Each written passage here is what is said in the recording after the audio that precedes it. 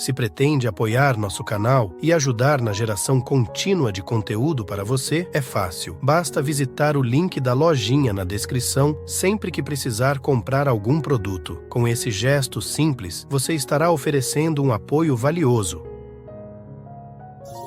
A semente tem o dom de ser árvore.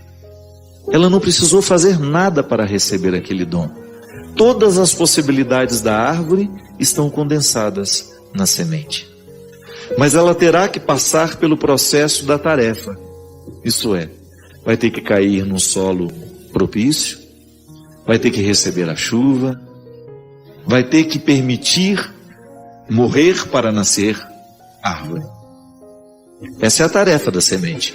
E que nós muitas vezes ajudamos a cuidar. Se você quiser uma árvore na sua casa, você planta desde pequenininha e você vai trabalhando aquela semente que foi plantada para que ela venha a ser a árvore que ela pode ser. Todos nós somos dotados deste dom. Eu nasci para ser livre. A liberdade me foi concedida como um dom irrenunciável. É irrenunciável, não tenho como dizer eu não quero esse dom, está em mim. Agora, eu terei de lutar no meu dia a dia para alcançar esse estado de livre, de homem livre. Você de homem livre, de mulher livre. Porque nós vamos ficando amarrados em muitas coisas. São muitas as situações humanas que vão prejudicando a nossa liberdade. A começar pela nossa educação. Porque quando nós nascemos, nós somos entregues a uma família. E as famílias não são perfeitas. Os nossos pais não estudaram psicologia para poder nos educar. Eles erraram muito conosco. A gente não reclama não, a gente só chega à conclusão para a gente poder dar passos numa maturidade que depois nos permita corrigir o erro com os nossos filhos. Quantos de nós trilhamos um caminho que não era o nosso, somente para agradar pai, somente para agradar mãe? Quantos de nós repetimos uma história triste, porque a gente ficou acorrentado nos defeitos dos nossos pais, e depois a gente reproduziu exatamente os mesmos erros deles? Então, a liberdade interior a gente começa a cultivar toda vez que nós temos a feliz oportunidade de passar pela vida de quem nos faz livres. E por aí a gente encontra muita gente com essa boa vontade de nos ver com amor, de nos ver com liberdade, de olhar para as nossas possibilidades, identificá-las e nos ajudar a fazer florescer. São os verdadeiros amores, né? Os verdadeiros amigos, os verdadeiros vínculos. O amor entre amigos é o último estágio do amor, na minha compreensão.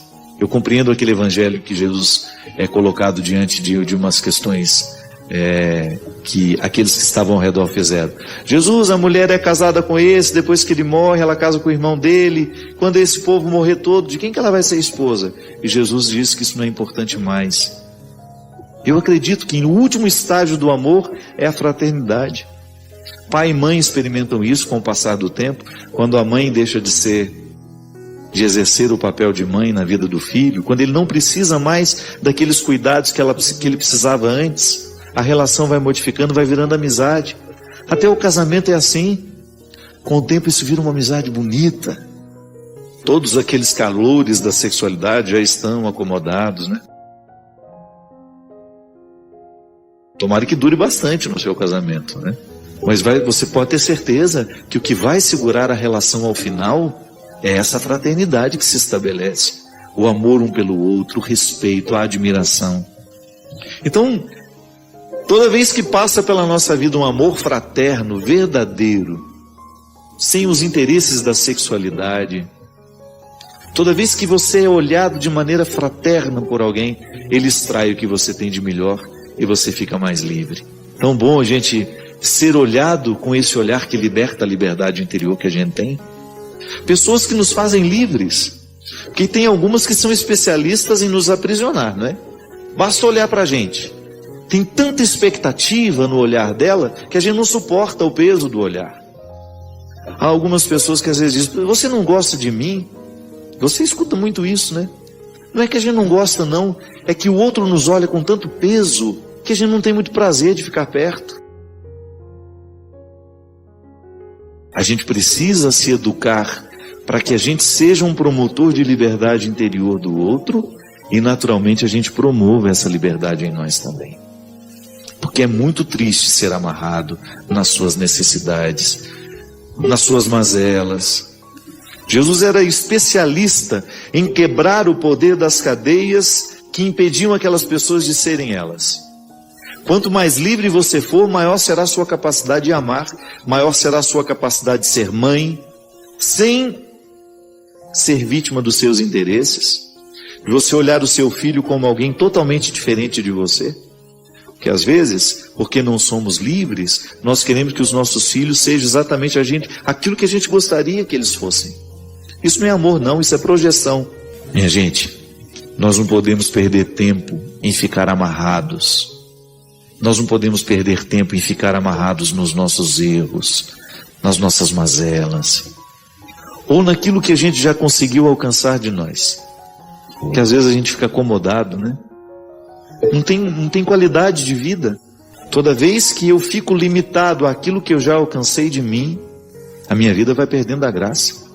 O bom é eu sentir que eu estou cavando dia a dia, é que eu estou fertilizando dia a dia a semente do meu ser, para que eu venha florescer e trazer todas as minhas possibilidades. Eu não sei o que você faz com a sua dor. O que eu sei é que às vezes eu busco no caminho errado a solução dela. E pode ser que você também busque errado.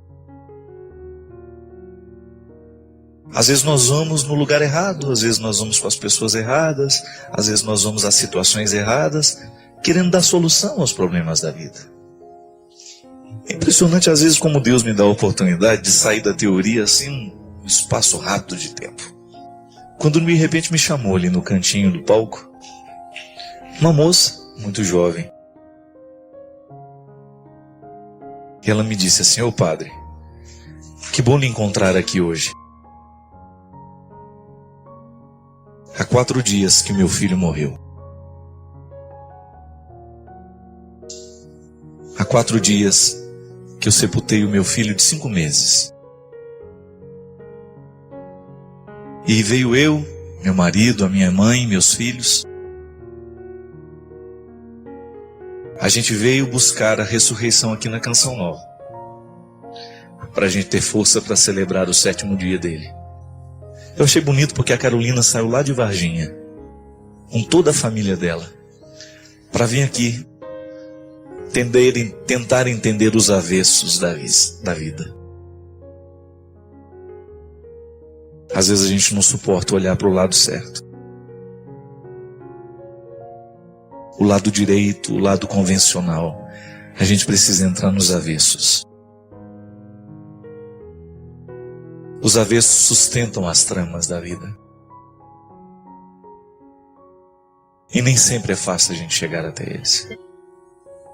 Sobretudo quando um coração de mãe precisa descobrir a graça de continuar de pé, a força para continuar viva, mesmo quando tudo é tão contrário a ela.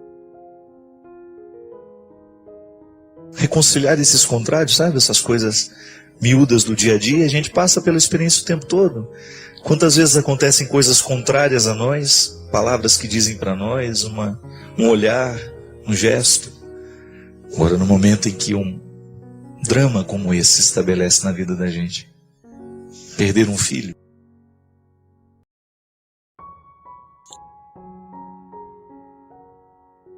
ter que sepultar uma pessoa que você gerou e que há tão pouco tempo estava no mundo. Esse contrário, ter que dar conta disso. Ter que dar conta deste momento de vida, deste retalho. Às vezes eu gosto de dizer que a vida é semelhante a uma coxa de retalhos. E a gente precisa ter a sabedoria de descobrir que a vida não será feita somente de retalhos felizes. Mas a sabedoria consiste também em a gente não deixar nenhum retalho fora. Precisa colocar todos. Precisa colocar tudo para que a nossa história seja completa. A dor da Carolina, a dor de tantos de nós e tantos que nos assistem nessa hora, que talvez pessoas que a gente nem sabe que existem. Nem sabe que existem aquelas pessoas. Eu não sei, você não sabe. E neste processo de não saber, quantas pessoas hoje estão lá com a coxa da vida, com o retalhinho na mão e falam, e agora? Onde é que eu vou costurar isso? Onde é que eu vou dar jeito de colocar esse retalho? Uma vez que a gente não pode jogá-lo fora. Você já deve ter experimentado isso. Quantas vezes você ficou com o retalho na mão sem saber onde colocá-lo? Quantas vezes você ficou ali no silêncio do seu tempo, do seu quarto, na sua sala, da sua cozinha? E agora, o que eu faço com isso? A Carolina disse que veio buscar a ressurreição. Com 4 dias. 4 dias de morte e a luta já querendo se estabelecer. É tão bonito isso, minha gente. Quando a gente corre atrás do avesso daquilo que nos faz doer. Quando a gente corre atrás do avesso daquilo que a gente não entende. Eu não vou ficar só com esse lado direito, só com aquilo que eu consigo ver. Eu vou correr atrás. Às vezes as pessoas descobrem os mais estranhos caminhos. Alguns buscam a droga, alguns buscam a solidão, alguns buscam a bebida, alguns buscam as respostas mágicas. Ela não. Ela quis vir para cá. Quem sabe ouvir uma palavra, encontrar alguém, rezar um pouco. Ser encontrada por pessoas que acreditam na ressurreição e então assim ser tocada pela força deste contrário. Dessa ressurreição. E preparar-se para celebrar bem o 7º dia da partida do Miguel. Minha gente, quantas vezes eu encontrei jovens drogados, pessoas bonitas, drogadas, porque não sabem o que fazer com a vida. Quantas vezes você deve ter encontrado pessoas alcoolizadas, que transformaram do álcool um vício terrível na sua vida, porque não sabem conviver com os problemas que têm. Caminhos errados. O avesso errado. O contrário errado. Quando na verdade, no momento em que a morte se estabelece, que a perda se estabelece, que o sofrimento se estabelece, nós precisamos buscar ser os mais verdadeiros possíveis. Nós não podemos entorpecer a nossa alma. Nós não podemos entorpecer a nossa cabeça, a nossa mente, não. Nós temos que erguer a cabeça e vamos buscar a solução. Não temos como mudar o fato, então a gente permite que o fato nos modifique. Eu não posso alterar os acontecimentos, então eu vou permitir que os acontecimentos me alterem. Eu preciso estar sabedoria nessa hora. Meu filho não pode ter morrido em vão. Aquele sofrimento não pode ter passado em vão por nós. Alguma coisa a gente vai ter que aprender com isso. E assim como a Carolina veio para cá, buscar um pouco de alívio para este momento de dor, e quem sabe reconciliar os contrários que a vida colocou dentro dela, quem sabe você hoje também possa fazer isso. Eu não falo nada do que eu não acredite, eu também não falo nada do que eu não busque. É a dinâmica desta vida, é a dinâmica desse programa. Tentar descobrir uma direção espiritual. Alguma coisa que nos sustente no momento em que tudo parece ser frágil dentro de nós. Não vá fazer o de errado que você estava planejando hoje, não. Muda a direção. Não vai encontrar na solução fácil, não. Busque ainda que seja o caminho mais difícil, mas busque alguma coisa que possa lhe fazer bem. Não vai entorpecer a sua cabeça com medicamentos, com drogas, não. Com álcool, não. Não vá se entorpecer de coisas ruins. Queira a palavra que faça bem. Queira a palavra de Jesus. Queira o olhar redentor deste Deus maravilhoso que nos ajuda a colocar as coisas no lugar. Dá trabalho, mas é muito bom. Saber que Deus está do nosso lado, nos ajudando a reconciliar os contrários. Só quem já leu os livros do Padre Fábio de Melo sabe o quanto eles são transformadores, nos fazem refletir e mudam a nossa forma de enxergar a vida. Se você ainda não leu, não perca essa grande chance. Saiba mais clicando nos links da descrição. As escolhas que nós fazemos, a maneira como nós escolhemos educar os nossos filhos, a escolha que nós fazemos, como nós vamos comandar o nosso lar, tudo isso é determinante para a nossa satisfação ou insatisfação do futuro. A gente até dizia, né? O pessoal do Twitter, né? Que é para quem eu quero mandar um grande abraço, dizia, retuitaram muito essa frase lá. A vida, não, Deus perdoa sempre, o homem às vezes, a natureza nunca. E é assim. A vida, aquilo que a gente escolheu, um dia vai cobrar de nós. Quando nós precisamos chorar esses choros profundos, o jeito é tentar descobrir o que a gente pode consertar hoje. O grande problema é que a gente descobre, muitas vezes, que já não há muito o que fazer, né? Há uma coisa na formação dos filhos, minha gente, que chama-se caráter. Isso é determinante. O que é o caráter? É tudo aquilo que foi marcado, é aquilo que foi deixado na cabeça, no coração, e que nos identifica como pessoa. Quando a gente fala, nossa, essa pessoa tem caráter, isto é, ela não precisa ser vigiada.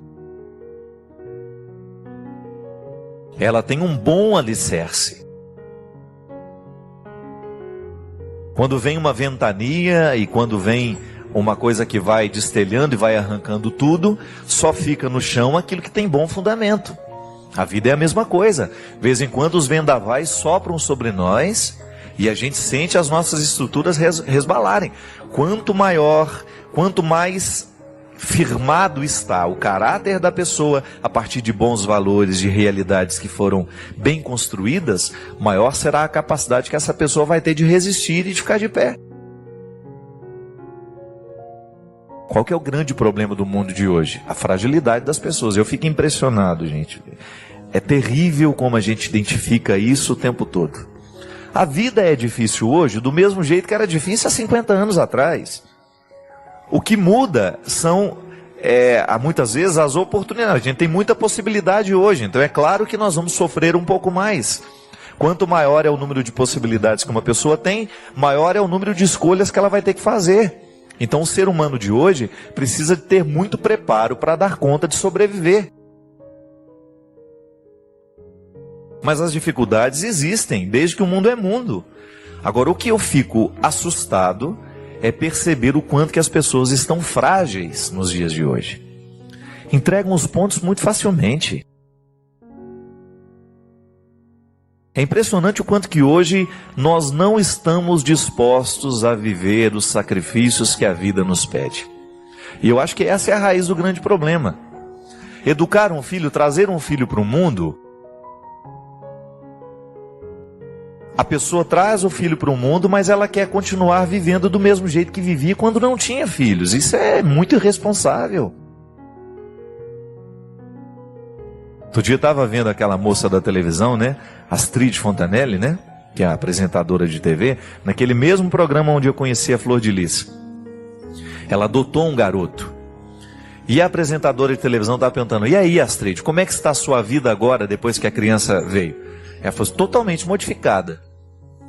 Só com essa frase, você já sabe que a Astrid está no caminho certo.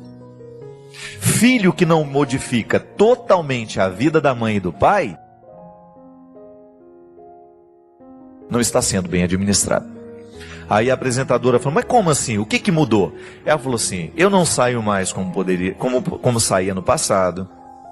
Esse garoto precisa ser olhado o tempo todo. Eu não confio isso somente às babás.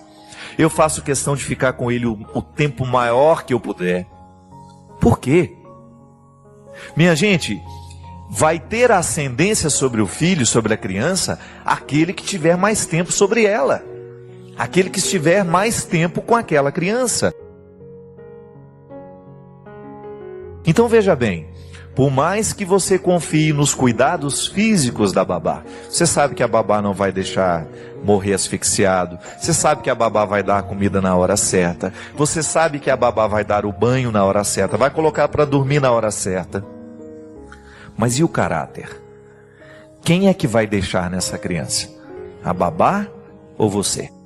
Será que as nossas babás estão preparadas para oferecerem o caráter que os seus filhos precisam? Às vezes estão. Às vezes elas estão até mais preparadas que os pais.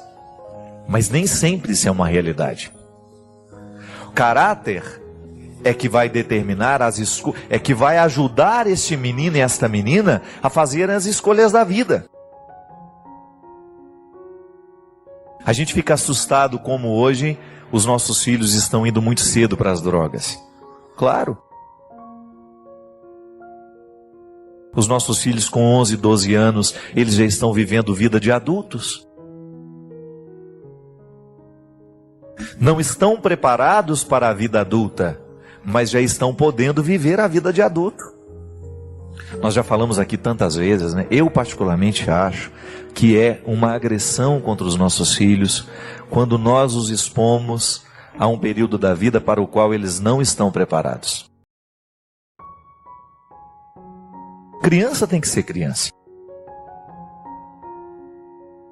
Adolescente é adolescente. Não pode viver, não pode antecipar no tempo aquilo para o qual eles não estão preparados. Isso é crime. E é por isso que colocou o filho no mundo, comece agora a administrar esta permanência dele no mundo. Porque se esse filho não der certo depois, nós não vamos ter como olhar para uma outra pessoa. Quem é a grande responsável? Quem é o primeiro responsável pela educação dos filhos? É pai e mãe. É claro que você vai ter uma série de colaboradores. A escola onde ele vai estudar, a creche onde ele vai ficar, os amigos que vão rodear, mas tudo isso também você que administra. Se você não tem aquele trabalho todo dia de saber o que foi que aconteceu na escola, como é que ele está de vez em quando fazer uma visita lá, perguntar ao professor, como é o comportamento do meu filho aqui dentro, porque nem sempre o filho que você tem dentro de casa é o filho que a professora tem lá. Às vezes existe uma diferença muito grande. Será que o lar está se estendendo para a escola? Será que a escola está estendendo para o lar? Nem sempre. Às vezes nós temos diferença. Então é preciso que aquele que colocou no mundo administre tudo isso. Porque senão vai chorar depois. Nós vamos ter que colocar limite para esse filho. Coloque. É melhor colocar agora do que lamentar não ter colocado depois. Aí o filho fica frágil demais, aos 18, aos 20 anos. A gente falava isso aqui na semana passada da mulher. Padre, o senhor fala de quem está na droga, o senhor fala de quem está na prostituição, mas o senhor não fala de quem está na preguiça. É verdade, a preguiça hoje é uma coisa terrível. Por quê? Ela está diretamente ligada à fragilidade. Eu não sei onde é que começou isso. O que é uma realidade muito concreta é que nós estamos perdendo a capacidade de viver sacrifícios. Gente, nós queremos tudo muito fácil. Se aquilo vai dar um pouquinho de trabalho, a gente acha que não vale a pena. A gente deixa para lá. Eu vi histórias do meu lado. Não estou contando coisas que eu só vi de longe, não. Eu vi muita gente ao meu lado não dar certo. Por quê? Porque não quis fazer o sacrifício na hora certa.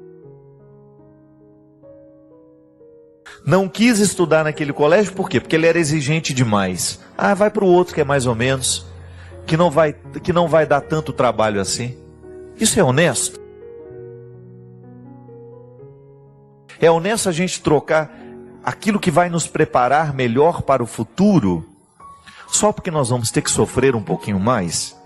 Não é possível. Essa ascese cristã, né, que muita gente critica, a igreja pregou demais o sacrifício. Eu posso até concordar que em alguns momentos isso foi exagerada a pregação. Mas hoje também, essa cultura laissez-faire, né, faz o que quer, é tudo muito solto. Isso não vai construir gente também. Se eu quero um resultado, eu tenho que saber que para conseguir aquele resultado no futuro, eu tenho que me empenhar no presente. Não dá certo, gente. Não vai dar certo se você deixar crescer de qualquer jeito, se você não impor limites, se você não disser não na hora certa, se não disser o sim na hora certa, se você não tiver aquele sacrifício todo dia, fazer a lição de casa. Não é só filho que tem que fazer a lição de casa. Pai e mãe tem que fazer a lição de casa. E o que é a lição de casa? Como foi o dia hoje? Onde que você foi? Como é que foi aquela história lá? Não se trata de investigar, não. Se trata de ficar amigo, de procurar estabelecer esse diálogo, que dá trabalho. É chato mesmo. Às vezes você chega em casa cansado, precisando de um descanso, e você chega lá querendo ficar livre de todo mundo, e aí você acaba abrindo mão disso. Tudo bem, um dia não dá, está cansado demais, mas você não pode abrir mão disso todo dia. Quantas vezes você vê os menininhos, né, pequenininhos, eu falo isso no livro O Sequestro da Subjetividade, Quem Me Roubou de Mim. É um livro que eu recomendo para todos os pais. Por quê? Porque ele fala disso. Tem exemplos lá concretos de uma mãe que não consegue lidar com o filho de 5 anos. O filho de 5 anos manda nela. Tem total autoridade sobre ela, por quê? Porque ela tem medo de contrariar a criança. Então nós precisamos tomar muito cuidado, porque às vezes nós, ao não impor o limite na hora certa, a gente acaba plantando um problema muito sério para o futuro. E volto a dizer, a vida só pode dar certo mediante a experiência sincera de um sacrifício bem feito, de uma renúncia bem feita, porque é isso que vai dar condições para a gente poder chegar lá e ter o direito de sentar e descansar. Não tem como descansar desta missão de ser pai. É o dia a dia, é luta, ninguém mandou você casar, ninguém mandou você ter filho, ninguém lhe obrigou a isso. É escolha. Então, se você fez essa escolha, você precisa ter essa responsabilidade todo dia. E isso não vai ficar pesado à medida que você ama, gente. Quando o amor é que resolve tudo isso. Isso que é interessante também. Você percebe que quando você ama alguém de verdade, você é capaz de fazer sacrifício. E você vai descobrindo o próprio caminho que o amor indica para falar o não na hora certa e dizer o sim na hora certa. É assim que tem que ser, não adianta. Agora, é luta, é sacrifício? É. Mas ninguém diz também que seria muito fácil. Este espaço é um santuário para fortalecermos a fé e nos envolvermos no amor incondicional de Jesus. Ao inscrever-se, abra seu coração nos comentários e compartilhe como as palavras de reflexão ressoam com o amor de Cristo em sua vida. Unidos, somos guiados pelo amor divino.